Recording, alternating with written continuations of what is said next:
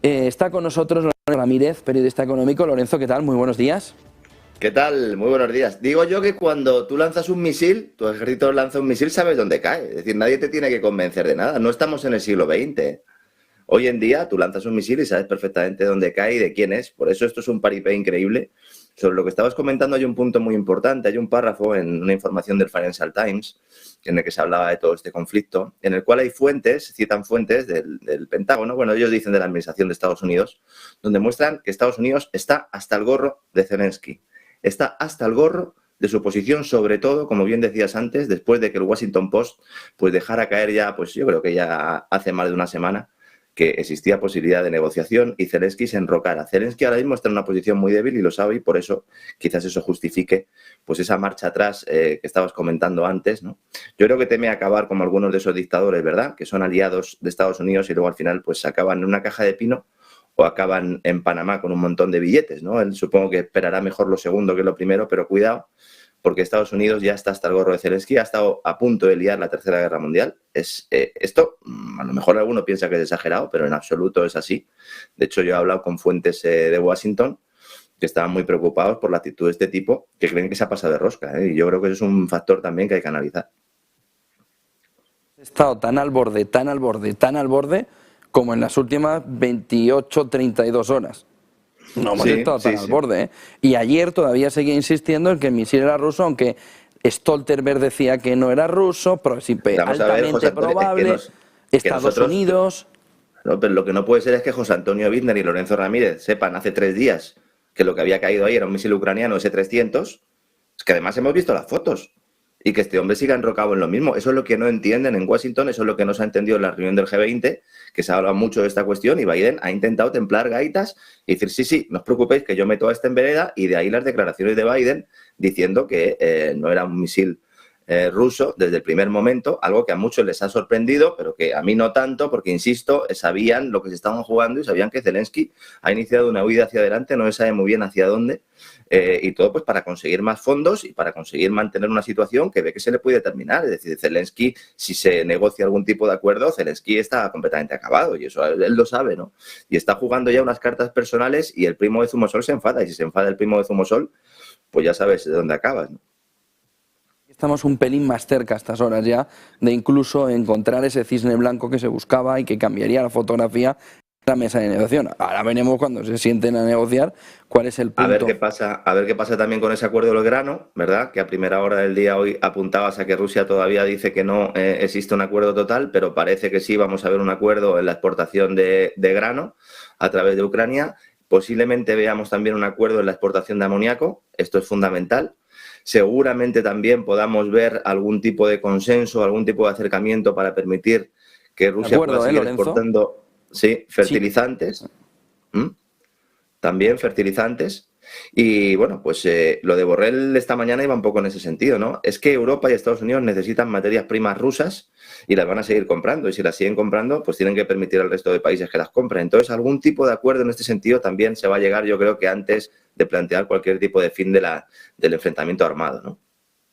Lanzamiento del dólar digital, cambiando el foco de lo que sucede en Polonia, todo este movimiento de FTX, de las criptomonedas, de fíjate qué desastre, cuánto han perdido, no se les ocurre comparar la pérdida de los bonos con la pérdida de las criptomonedas, que igual se llevan un susto, pero va a servir, y ya lo decías el otro día, para la regulación, de tal manera que el lanzamiento del dólar digital, con la FED anunciando que comienza el proyecto piloto, va encaminado a aprovechar que ya que esto empieza a tambalearse, vamos a coger el filón, ¿no? Bueno, ya que hemos hecho una voladura controlada, ¿no? O descontrolada, porque a tenor de lo que puede pasar, si Binance, que es el gran competidor, ¿no? Y el otro gran protagonista acaba quebrando, adiós al mercado de las criptomonedas. Es decir, esto hay que tenerlo muy en cuenta, ¿eh? Nos enfrentamos a un cripto invierno, decía algún periódico esta semana, cuidado, porque si los exchanges caen, pues ya no va a haber ningún tipo de confianza. De hecho, en estos momentos hay mucha gente que está intentando desesperadamente cambiar sus criptomonedas por divisas fiat tradicionales, y es un momento perfecto para lanzar este dólar digital, que no es ninguna teoría de la conspiración, ya podemos decir que es una conspiración a secas. Esto es pues un intento de emular ese crédito social chino. Es dinero programable, ojo, se podrá decidir por parte del Banco Central quién, cómo y cuándo lo gasta. El objetivo, aunque no lo dicen, es eliminar el efectivo. no prohibiéndolo, sino desincentivando su uso, diciéndonos que esto es muy malo, que los que utilizan efectivo son realmente los delincuentes, etcétera, etcétera. Unos mensajes muy parecidos a los que han utilizado con las criptodivisas. Va a ser un dinero que se está estudiando que pueda tener fecha de caducidad, el sueño húmedo de todos los keynesianos, ¿verdad? Poder fomentar el consumo estableciendo que el dinero tenga una fecha de caducidad, con lo cual dejaría de ser dinero porque dejaría de ser una reserva de valor. Pero como bien dices, ¿qué es una reserva de valor hoy en día? Si los bonos, fíjate, que son en teoría el activo más seguro, el bono de Estados Unidos, y fíjate el camino que lleva, aunque en los últimos días pues parece que ha tenido un poco más de tranquilidad, o el propio dólar. El propio dólar, desde que Nixon abandonó el patrón oro-dólar, ha perdido más del 90% de su valor, poder adquisitivo, el propio dólar, ¿no?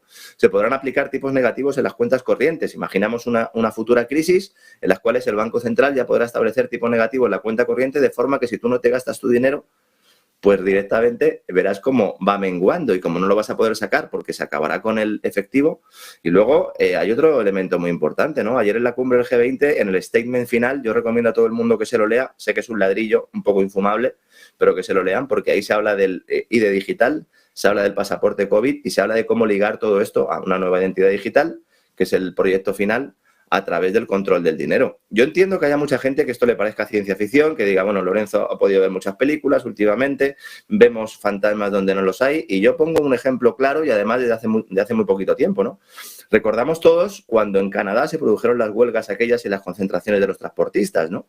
Pues Chrystia Freeland, la superministra, ¿verdad?, canadiense, lo que determinó fue congelar las cuentas bancarias no solo de los manifestantes, sino de aquellos que apoyaran a esos manifestantes. Y para ello tuvo que enviar una orden a los distintos bancos. Cuando existan divisas digitales ya no hará falta mandar ninguna orden, se podrá hacer desde la autoridad monetaria / autoridad estatal. Y esto se produce, como bien dices, en un momento en el que las criptodivisas pues están en una crisis de confianza tremenda, con una inflación galopante, y es el momento en el que quieren implantar esa tecnocracia monetaria, sin tener en cuenta, o sin decirnos que hay un modelo alternativo, que es un modelo, el de los BRICS, que quieren también establecer un sistema de dinero digital, pero en su caso respaldado por materias primas, porque claro, ellos tienen materias primas fundamentalmente, e incluso eventualmente por el oro, ¿no? Esta va a ser la gran guerra monetaria que vamos a enfrentar en los próximos años y de la que depende nuestra libertad, ¿eh? Ya que me nombras esas conclusiones finales del G20 y todo este movimiento de monedas, me mordería la lengua y me envenenaría. Conmigo no te muerdas la lengua nunca, dime. ¿Qué narices hacía ayer Charles Schwab en la cumbre del G20 dándole mensajes al conjunto de los países del G20? Es decir, ¿qué hacía el principal actor del reseteo mundial, Fondo Monetario, iba a decir, el Foro Económico Mundial, diciéndole a los países eso y a continuación de ahí sale lo que nos estás comentando, esas conclusiones con todo ese entorno de las monedas digitales? ¿Qué carajos, por no decir una cosa, monedas digitales hacía Charles Schwab ayer en el G20? Y futuros pasaportes COVID, futuros Green Pass para futuras pandemias. Es decir, hay mucha gente que esto no se lo cree y yo de verdad, a todos aquellos que dudan un poco de esto les emplazo a que lean el libro de Klaus Schwab. Klaus Schwab publica un libro 3 meses después de que se decretara la pandemia que se llama COVID-19 The Great Reset. Es un libro que además se puede encontrar de forma sencilla en Internet, ¿no? Léanlo, eso es un manual de implantación de tecnocracia globalista.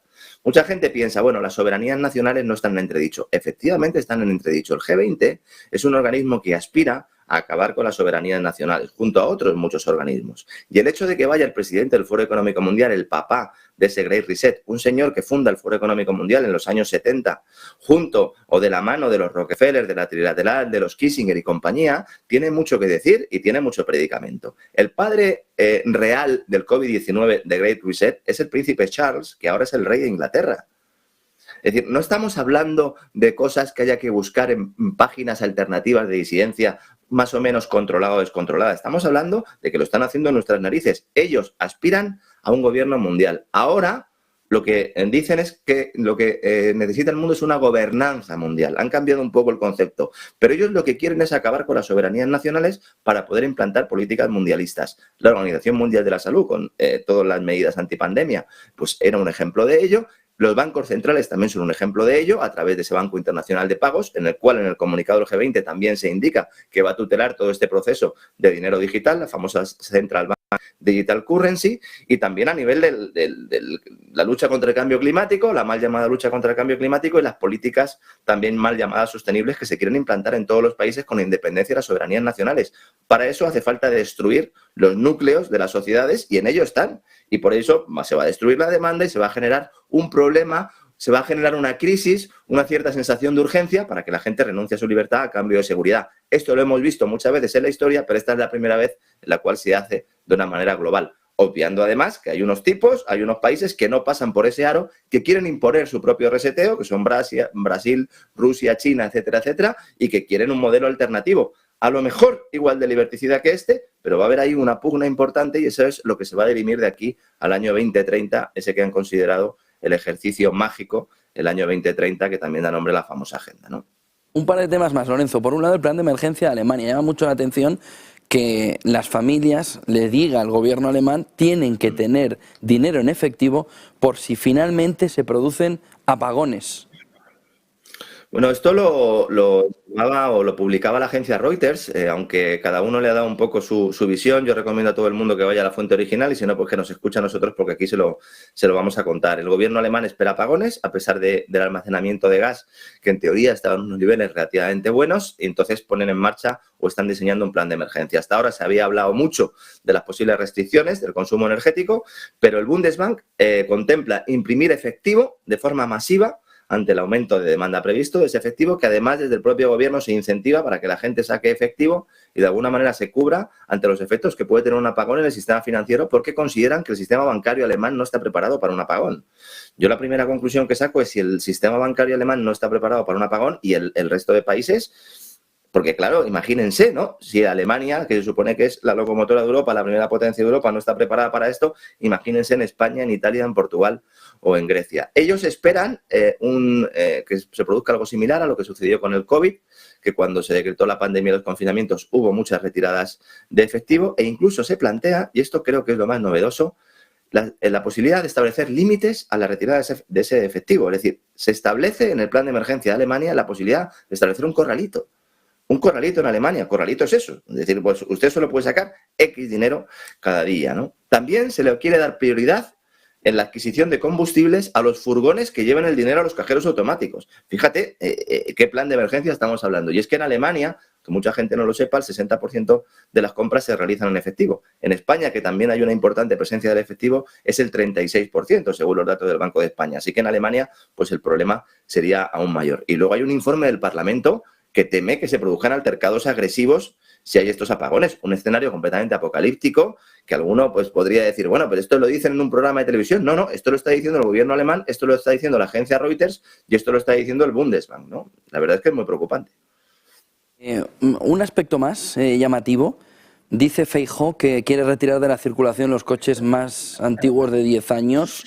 Se está metiendo en un berenjenal importante, ¿eh? Yo de verdad, al principio cuando vi las declaraciones pensaba que eran antiguas. Digo, esto lo ha sacado alguien del armario, ¿verdad? Para meterle el dedo en el ojo a Feijóo. Pero no, efectivamente lo dice. Él considera que hay que retirar los coches de más de 10 años de forma inmediata. Es decir, no de forma progresiva, sino de forma inmediata. Más de la mitad de los vehículos en España tendrían que ser retirados. Estamos hablando de unos 20 millones de vehículos. Hay que tener en cuenta que a pesar de las políticas verdes, subvenciones, resilientes, sostenibles, todo lo que quieras, se venden en estos momentos en España más coches usados que nuevos. Coches eléctricos se venden muy pocos, pero coches usados se venden muchísimo más que nuevos. ¿Por qué? Pues porque la gente está sin material, porque estamos viendo cómo suben las hipotecas, porque estamos afrontando la crisis energética, porque vamos al supermercado y los productos básicos están experimentando incrementos, como decíamos el otro día, del 40%, y la gente no puede comprarse un coche nuevo, a pesar de que incluso los coches antiguos, muchos de ellos no tienen la pegatina y no pueden desplazarse por las ciudades, ¿no? Luego, en ese discurso que daba Feijóo, además, delante de varios representantes del sector del automóvil, de hecho era una feria del automóvil en IFEMA, él dice que tampoco considera que el coche eléctrico sea una solución. Y entonces la pregunta que le hago yo a Feijóo es, bueno, ¿y qué quiere? ¿Que vayamos andando?